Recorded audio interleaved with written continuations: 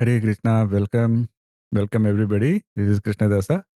So today we are starting chapter 13, another very profound milestone and very profound chapter.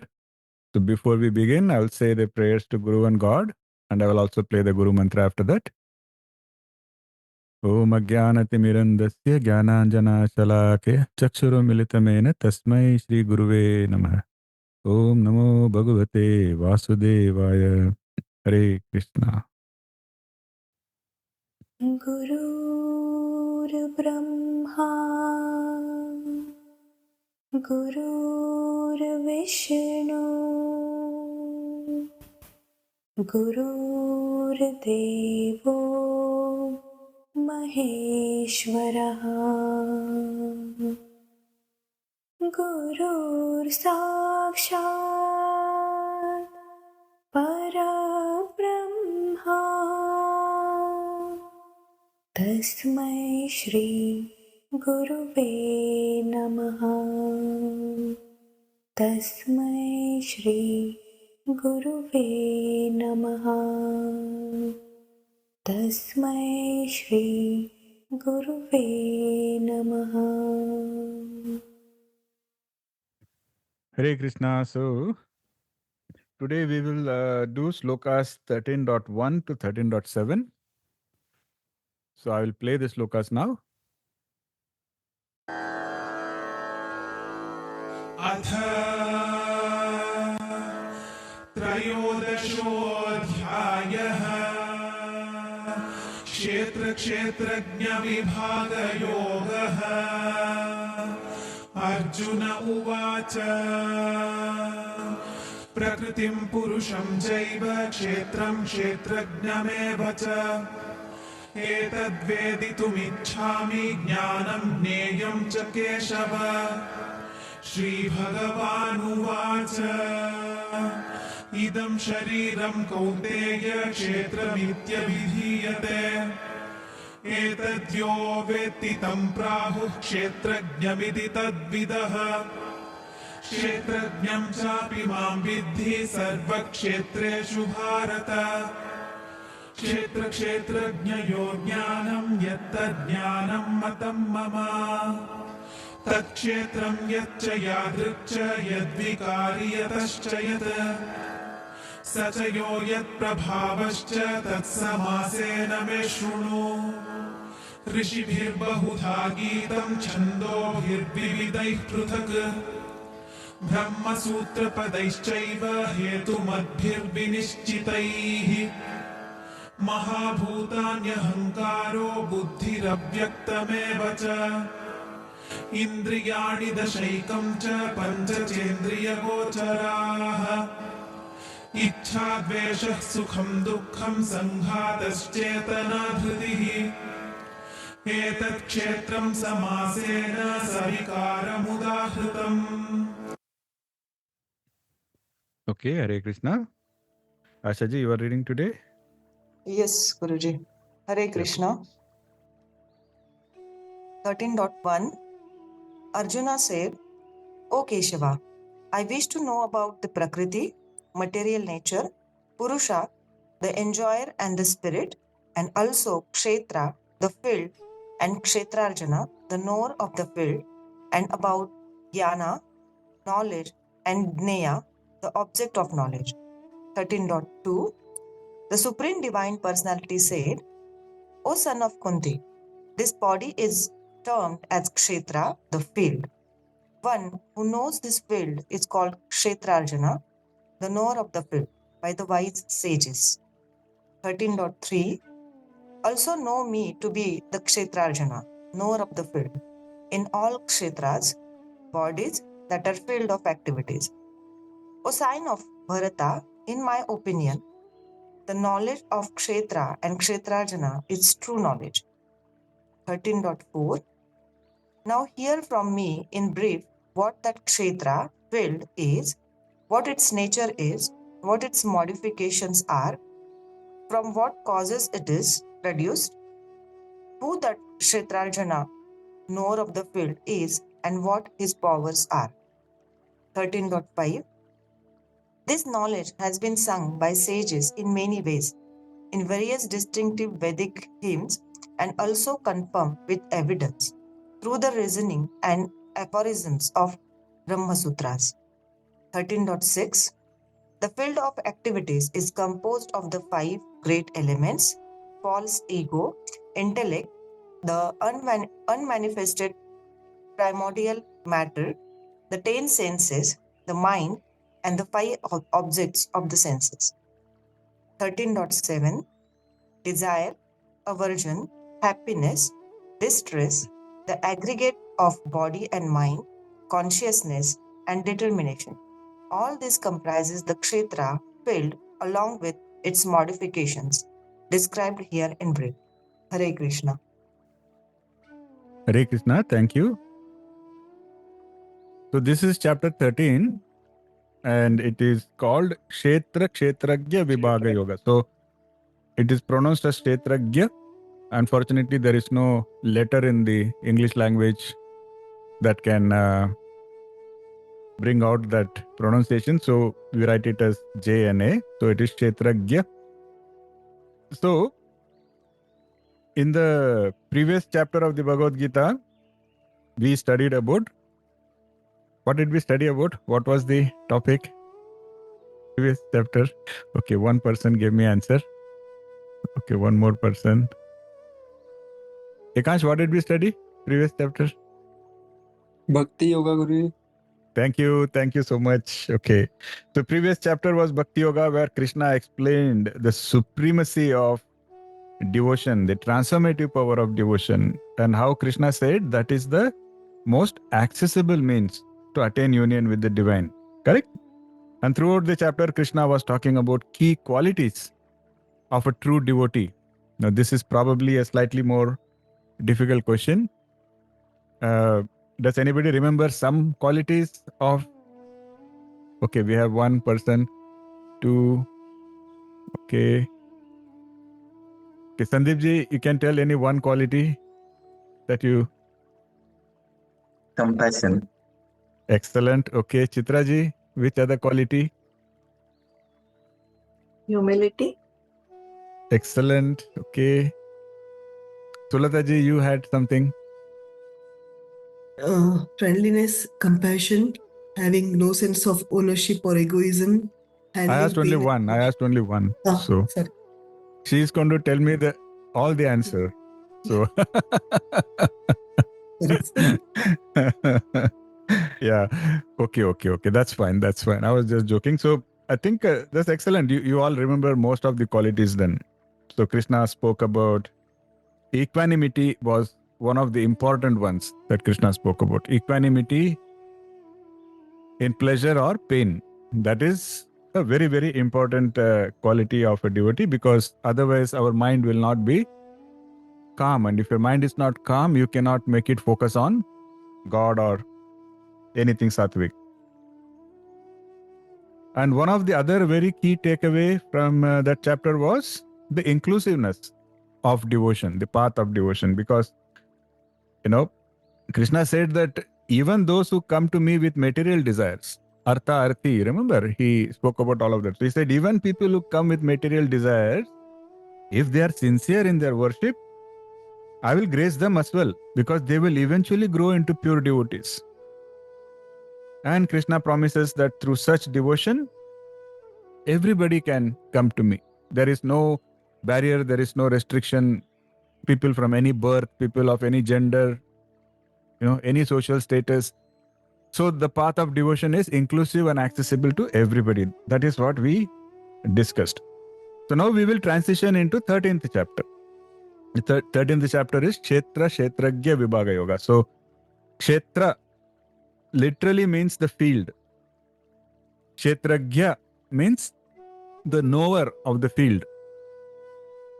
And Vibhaga, basically Vibhag means a division or a section, but in this context, Vibhaga talks about the difference.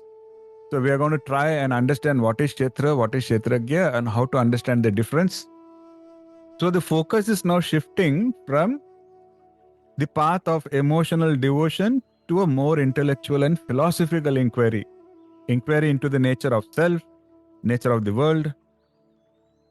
So, this transition is highlighting how Krishna's teachings are moving. They are moving very fluidly from devotion to wisdom, and they are guiding Arjuna and all seekers towards a comprehensive understanding of spiritual life and spiritual progress and spiritual path. So, chapter 12, we can say, was the foundation for devotion.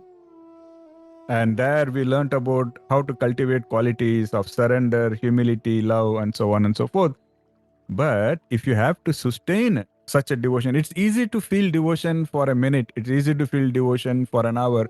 It's easy to feel devotion for a day or for a week. But it's not easy to sustain, because at the end of the day, what Krishna wants is Ananya Chintan, right? So, what will help us sustain? What will help us continue to be in a state of devotion? That will be the wisdom. Wisdom will help us stay on the path. So specifically, what kind of wisdom? Wisdom of or knowledge of the nature of reality, the self, and how the interplay happens between the material and the spiritual. That is what chapter 13 is building upon. So chapter 13 will build upon the devotional surrender of chapter 12, and then it will provide the intellectual tools that are necessary to understand who we are truly, how we are actually souls, and how we are not the body. See, chapter 12 was emotional. It was more about personal connection. And chapter 13 is shifting. It is shifting to a very analytical aspect of spiritual wisdom. And why is this important? It is very important because it is not enough to just feel love for God. We also have to understand the underlying principles that govern our existence in this material world. We have to first overcome the hurdles that we face in this material world, and then be able to transcend all of this and reach that absolute. So Krishna is leading Arjuna. He's leading Arjuna from that emotional state to a state of intellectual clarity. So that Krishna wants to ensure that both the heart and mind are engaged in the pursuit of liberation. So he's making it a very holistic thing. It's not just heart, it's not just mind. It has to be both heart and mind. That is where Krishna is taking us to now. So if you compare these two chapters, you can see the contrast. Chapter 12 is primarily bhakti, fueled by devotion, love, surrender, whereas chapter 13 is jnana yoga now, in which we are talking about Kshetra-Kshetrajna. What's the difference? What's the difference between body and soul, and so on. And so basically, devotion without knowledge it can become delusional. It can, because it is only depending on emotions. That is why if you only have devotion but no knowledge, there is a risk of it becoming just delusional.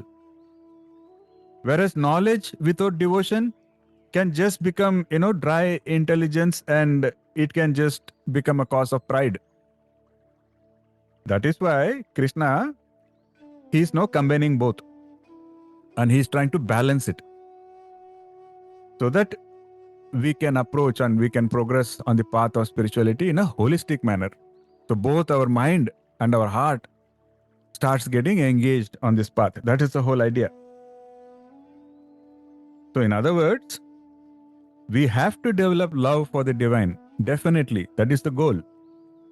But that is easier, and that can be more effective if we also have a clear understanding of the material world that we are already suffering, and understanding the self, understanding the world. If we do that, then the path becomes easier and clearer for us. Furthermore, Sri Krishna will get into the concept of prakriti again, and purusha. We discussed these things earlier. Now he will talk about them again here, and how the interaction between purusha and prakriti is creating all the worldly experiences. And why are we studying all of this? Because it allows us to transcend. See, because this body can become a limitation. This body can become a stumbling block on the path of spiritual evolution. So, but this knowledge of prakriti, purusha, all of this divine knowledge that Krishna is giving, that will help us transcend all these limitations. And while doing that, we can strengthen our love for God. In doing that, we can become stronger in the path of Bhakti Yoga. So they are working together. It's a harmony of devotion and wisdom. So that way, you can be sure that you will get on the path and you will stay on the path. That's important. Because Krishna has already said this in different words earlier, where Krishna said that you need to have compassion also, and you need to have discernment also. You remember? Some of you may remember. The discernment aspect was also spoken by Krishna. He said, don't be judgmental, but definitely you should have discernment, right? So compassion is all part of bhakti and discernment is part of jnana. So that is why Krishna is spending time in jnana now. So that was my attempt at giving a brief introduction to what we studied in 12th chapter and what to expect in the 13th chapter and why we are studying 13th chapter. Now, if you all remember, right at the beginning of this Bhagavad Gita sessions, we spoke about how the Bhagavad Gita is, you can say that it is logically divided into 3 sections. Remember, some of you? Okay, Lakshmiji remembers. Lakshmiji, what are the 3 sections? Do you remember? The first one is the way to how to understand the God. The second 6 chapters, first 6 chapters talk about understanding the God's nature. The next 6 to 7 to 12 is about the Bhakti Yoga. Through with the Bhakti, we can attain that liberation. And Excellent. the third one is the part we are going to learn now, 13 to 18. Excellent. Thank you so much, Lakshmiji. So if you use in other words, the first 6 chapters where they touch upon Samkhya in 2nd chapter, but also they focus primarily on Karma Yoga. That is where we had this famous loka, karmanyevadikaraste mahaphaleshu kadachana. That was all karma, nishkama karma. That was the focus of the first 6. Then the next 6, they were focusing on the path of bhakti. Of course, they talk about meditation and all of that, but the focus was on bhakti. And the last 6 chapters, they will be focusing on jnana, or it's also called as tattva jnana, or which is the science of spirituality, the science of spirituality. And because primarily what happens, we are not the body, that is a truth, but then that is not so easy to realize. So we keep getting into that limitations because of that identification with the body. That is why this tattva jnana is so much important for us. So all 3 are important, because that is what will ensure that we understand the why, the what, and the how of spirituality. Starting from Samkhya, where we talk about why we should think of something, why we should, not dwell on the body. And then in the Bhakti Yoga, we talk about what is important, bhakti. And then in the Jnana Yoga section, we are talking more about how to overcome, how to transcend these limitations, how to overcome all of these material limitations. So this together will make us very strong in our bhakti. The goal should still be how to become a successful bhakti yogi. And these are the supporting pillars for that. So this 13th chapter, titled Kshetra-Kshetrajna Vibhaga Yoga, very, very profound exploration into the nature of reality, the laws that govern it. And we will talk about prakriti, purusha. These are all like drawing very heavily from Samkhya Yoga. These are all parts of what is written by Kapila in Samkhya philosophy. Very deep, very intellectual, but Krishna has graciously simplified all of that for us. That is why it is so profound for us. And so Krishna is playing the role of a spiritual scientist. That's what we like to call him. In 13th chapter, Krishna becomes a spiritual scientist where he will dissect all the components, various components of the material world, the body, the subtle realities of the self, and so on and so forth. And he will also talk about how everything is interconnected and how they influence the human experience. So he is providing a framework for understanding the body, mind, consciousness, and how all of this knowledge will help us in our path of liberation. So it's a very, very, very important conversation. So it's a kind of crux of Jnana Yoga. Now, before we begin, I want to also point out a slightly intriguing aspect of chapter 13, because there are many versions of Bhagavad Gita, including those by Swami Prabhupada, for example. In those versions, the 13th chapter starts with a question by Arjuna, where Arjuna says, I want to understand Kshetra-Kshetrajna and all of that. And whereas the other scholars like Shankaracharya or the Advaita Ashram, the Ranganathananda and all of them, they believe that the question was not part of the original Bhagavad Gita. So they, in their versions, 13th chapter directly begins by Bhagavan Uvacha, and Krishna will just directly start talking about the Kshetra-Kshetrajna and all of that. Why I am talking about this, the only reason I am mentioning this is, depending on which version of Bhagavad Gita you are all trying to refer. For example, if you look at Prabhupada's version, the opening verse would be Arjuna's question, and that will be 13.1. But if you look at Shankaracharya's version or Ranganathananda's version, 13.1 would be Krishna's answer. So what that means is, the verse 13.6 in Shankaracharya's commentary would actually be 13.7 in Prabhupada's version. Again, the reason I'm telling this is, if any of you are keen on research and if you are trying to look at multiple versions and all of that, then this will be very important to know that the verses, they don't align number-wise. And the 13th chapter is very unique in that. All other chapters, we don't have this issue. So at the core of 13th chapter, this is a study of Kshetra and Kshetrajna, and Krishna will define Kshetra as the body and the material world, which is the field in which all experiences occur. And it is not just the gross elements. The gross elements are earth, water, fire, air, ether, but it's also the mind, the intellect, the ego, the senses, and all of these components together, they make up Kshetra, or the field of human experience, which is subject to change and subject to decay. Whereas Kshetrajna means the knower of the field. And the knower of the field is the eternal soul or consciousness, which is perceiving and interacting with the body and interacting with this field. No? See, the field is transient and the field is subject to decay, destruction.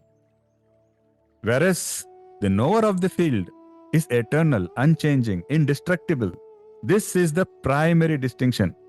And through this primary distinction, Krishna is establishing that true self-realization comes from understanding this, understanding the difference, understanding that we are not the body, because this body is temporary, this body is decaying. We are actually that soul which is eternal and permanent. And Krishna says that this understanding is foundational for gaining liberation, because that is how we can see. Because if you remember, one of the very other important things Krishna has repeated many times is detachment, correct? The word detachment comes many times in Bhagavad Gita. Vairagya, detachment. How will you be detached if you are not having the wisdom, na?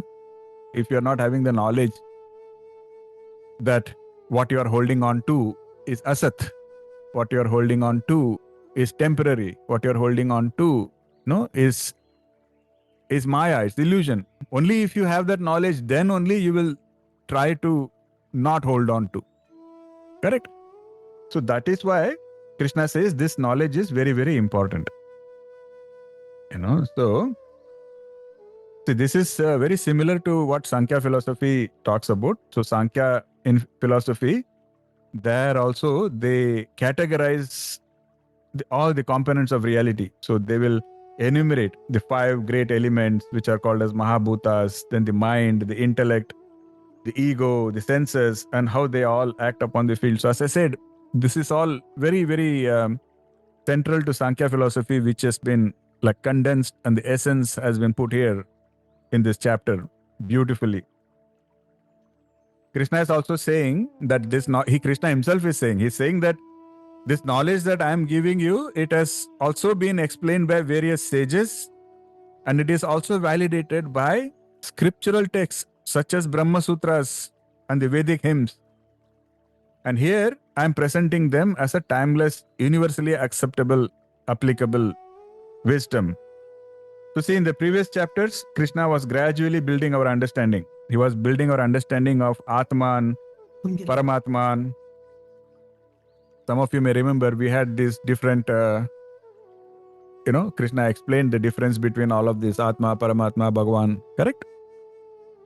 So here, Krishna is saying that the individual soul is aware only of its own body. Like, because when we talk about Kshetra and Kshetrajna, like if you take you as a example, like if you talk about, say, Suchita or Ekansh or any of us, for us, our body becomes the Kshetra and our soul becomes the Kshetrajna. But then our soul is aware of only our body. Like, for example, right now, maybe, Smita ji is going through a headache, but I don't know. Correct? Because I am aware only of my body. So that is my Kshetra and my Kshetrajna. Whereas Krishna says that then there is a super soul, which is the super soul is aware of all the Kshetras.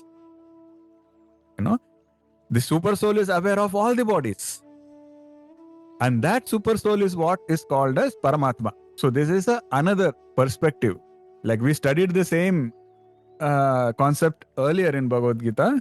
It was having a different perspective where we spoke about the sun, and then we said how we can differentiate between the rays of the sun, the actual star sun, and then everything together as one, correct?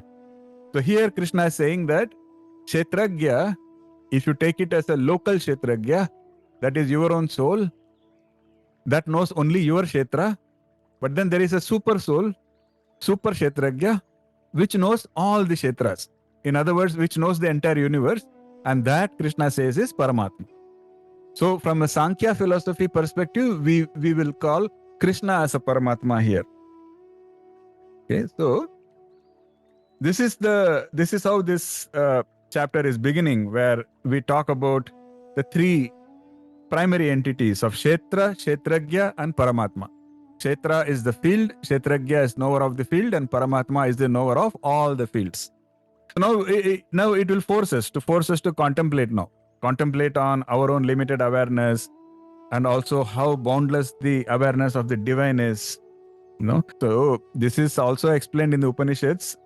I don't remember if we spoke about this example of two birds sitting in a tree. Maybe we did, right? Yeah. So that is the same thing when they say that, imagine two birds sitting on a tree. One is your soul and one is the super soul. And the super soul is aware of everything. The super soul is, omniscient. All the soul has to do is to turn towards that super soul. If it turns towards the super soul, it will get enlightenment. But it is so busy enjoying the fruits of the tree that it cannot even just turn and look at the other super soul bird which is sitting on the same tree. That is very beautifully explained in the Upanishads. So the divine is ever present. And Sri Krishna is telling Arjuna, see, now this is something I'm conveying. What Krishna is conveying to Arjuna, I'm conveying to all of my dear Satsang family members. What does Krishna say in the beginning? If you look at the shlokas, Krishna says, Arjuna, listen attentively. So I'm telling that to all of you, please pay attention, because Krishna says, now I'm going to explain the nature of the field of activities and the transformation that will occur within it, and the characteristics of Kshetrajna. So this is the beginning of Krishna's systematic explanation of the body-mind mechanism. And if we listen with full attention, then we can also understand these deeper truths. It's not, Krishna has really done a marvelous job of simplifying it. And this is the importance of Shravanam. Shravanam means not just having one ear on the shlokas and one ear, something. No, Shravanam means listening with attention. Okay. Now in 13.3, Krishna uses the word samasena. Samasena means in summary. So Krishna is saying, I'm going to provide a condensed version, a summary. Did Krishna use the similar word somewhere else? Okay, Sulataji, where did Krishna use that? Not the similar one. When he was explaining these other parts, no, how karma yoga, jnana yoga, when we mix bhakti, like Mishra Bhakti, he talks about that. They can also attain, but it is a complex this thing. So he briefly touched upon that. Samagrena. Please give her an applause, na? I think so. Samagrena. Yeah. Excellent, excellent. Commendable. So in chapter 8, Krishna said, he used a slightly different word. He said sangrahena. Sangrahena means in brief, but it's a similar intention. So here he says samasena, which means in summary. In 8th chapter, he said sangrahena, which means in brief. But pretty much his intent is the same, because in 8th chapter, he was trying to explain Mishra Bhakti, which was also getting technical. That is why then he said, I will explain that in brief. So, but Mishra Bhakti probably was not that critical for us. But here the complexity of true knowledge, it demands a summarization because it is very complex. If we go into all the nitty-gritties of Kshetra-Kshetrajna, all the various fields and how those fields act on, interact with each other, the Samkhya philosophy can get very, very, very complex.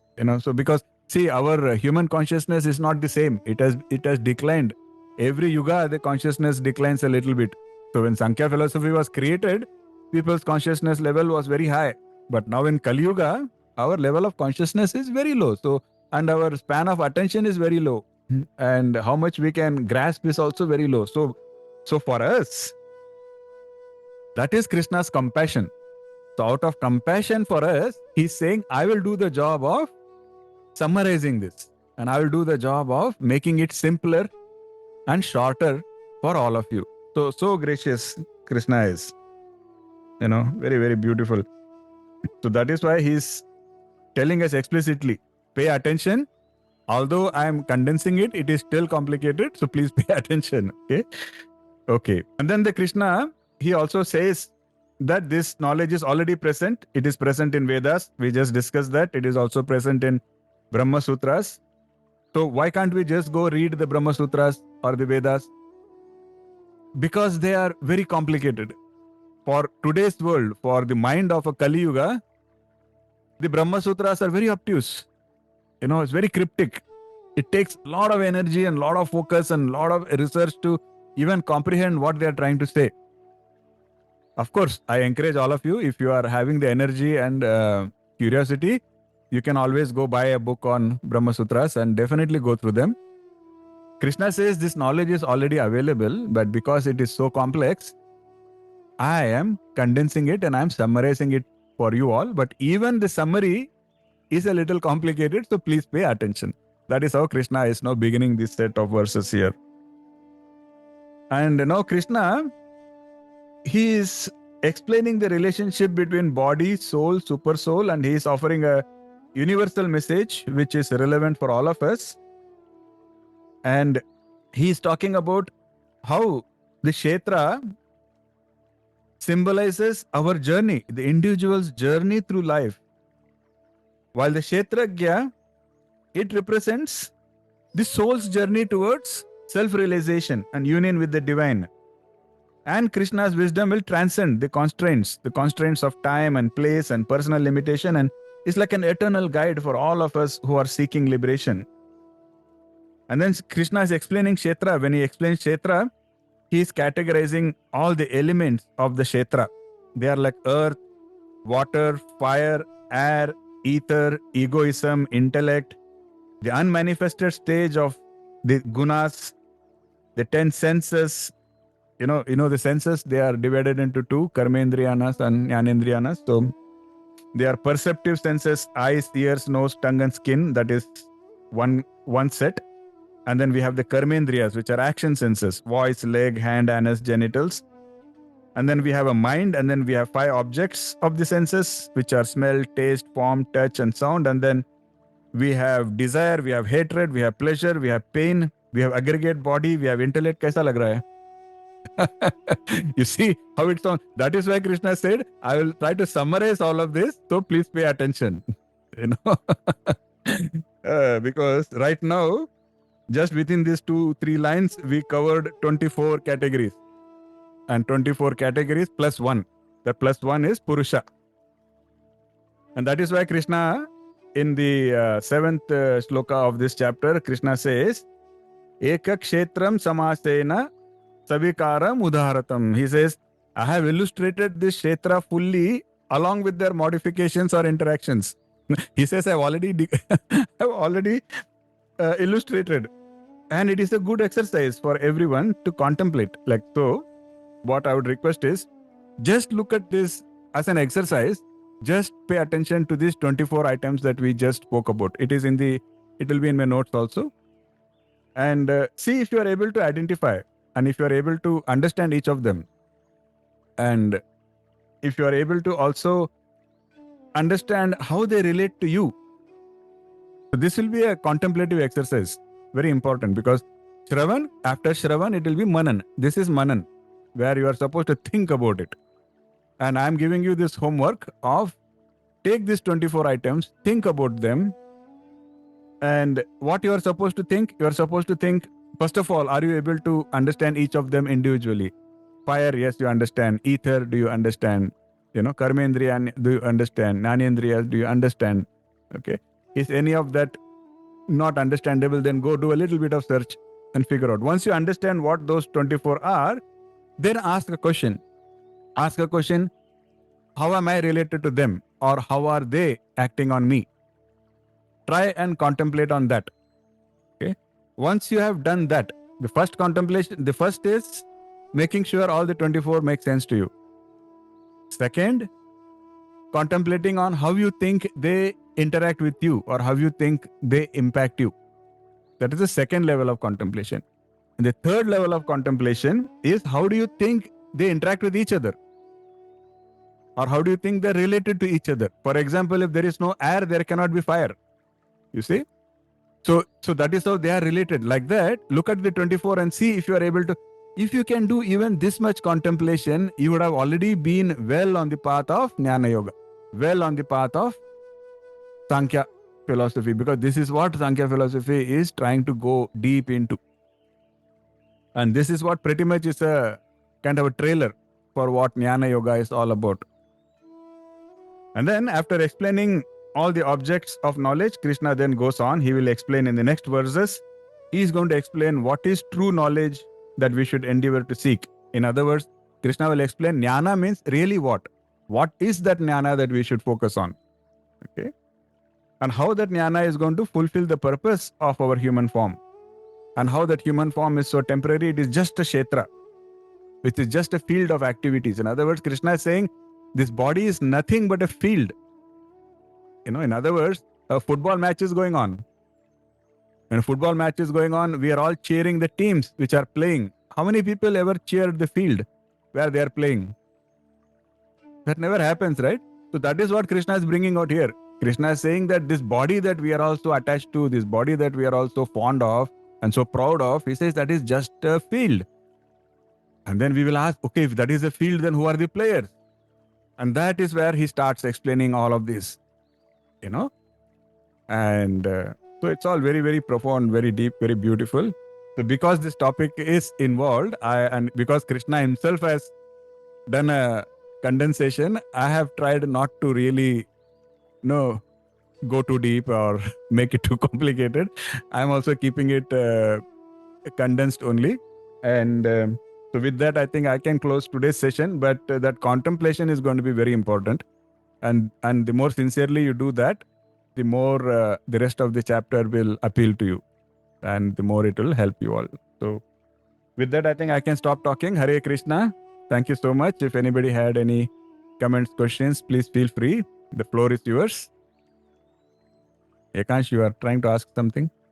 Yes, Guruji. I was like, I'm thinking I'm not like if we see like there are many saints who are very elevated, right? Those who have no who have achieved the liberation, or those who have like they they have completely understand this is Kshetra and there's a Kshetrajna and there's a Paramatma. Then these saints get to know that the what is going in a person's life. So, did you understand what I want to ask? I'm trying to. So, what is the actual question? The actual question is it right they are able to understand the conscious level of the another person, they get those powers and everything? Yeah, definitely. See, I'll ask you something. Um, you know, you have seen those mazes where we solve where we have to go from point A to point B, and it is a maze, correct? And assume that you are in the maze. In other words, make the maze three-dimensional and make the maze a little more challenging, like you are in a forest. And the forest is a maze. That is why people get lost in a forest. People get lost because no forest is infinite. Every forest is finite. So how can somebody get lost in something which is finite? In other words, eventually you should get to the other end, na? But they don't. Why? Because they are going in circles. That is how people get lost in a forest. Why they go in a circle?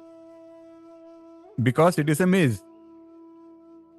But what is the easiest way, or who is in a position to actually see where is the path, which is the right path through the maze? It will be that person who is looking at it from above. In other words, either from a helicopter or from a mountain top. That person can clearly see where the path is, and that person can clearly see that this person is not going in the right direction. But the person who is in the forest, in the maze, cannot see that. Correct? Now, is the person in a helicopter, will you now say that he has superpowers? Not really. All that person has is a slightly more higher level of consciousness, that's all. So when your level of consciousness goes up, then the scope of your knowledge automatically widens.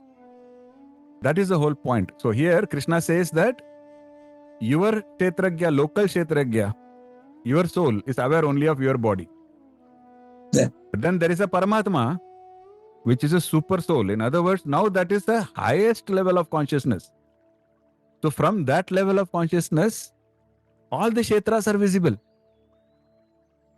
So if I can know what is going on in a conscious life, you can call it a superpower, yes. But a technical explanation is I have just got a higher level of consciousness now. That's pretty much how you look at it from a Samkhya perspective. So these saints and sages, they have elevated their level of consciousness to a much higher level. And because they have elevated to a much higher level, now they can see multiple Kshetras. They have visibility into multiple Kshetras and they know what is going on in multiple Kshetras. And once you reach the highest level of consciousness, which is Paramatma, then we discussed that earlier, where there is no limitation of time, space, or Vastu.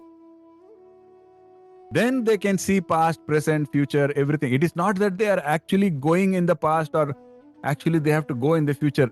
Time just becomes another dimension and they just become one level higher than that also. So that is how technically you should look at it. I hope that makes sense, Ekanshji. Yes, Guruji, a lot. In other words, we should never say that how to get this superpower of reading somebody else's mind. That is a brute force, indirect approach. We should focus on how can I elevate my level of consciousness? How can my consciousness go high? Because once that happens, you will not even know the kind of powers that will automatically come to you. That is the whole concept here. So thank you for the question, and I hope the answer made sense. Yes, Guruji, thank you so much. Welcome. Okay. Everybody is very thoughtful, so I will give you your space and I'll give you your time to think about all of this. Hare Krishna. And next week we will meet and continue with the 13th chapter. I hope everybody is available next week. Okay, excellent. Excellent. Hare Krishna. Have a wonderful day, wonderful evening. Hare Krishna, Guruji. Thank you, Guruji. Jai Hare Sai Ram. Krishna. Hare Krishna. Do the same. Hare Krishna. Hare Krishna. Hare Thank Krishna. you. Hare Hare Krishna. Hare Krishna, Guruji.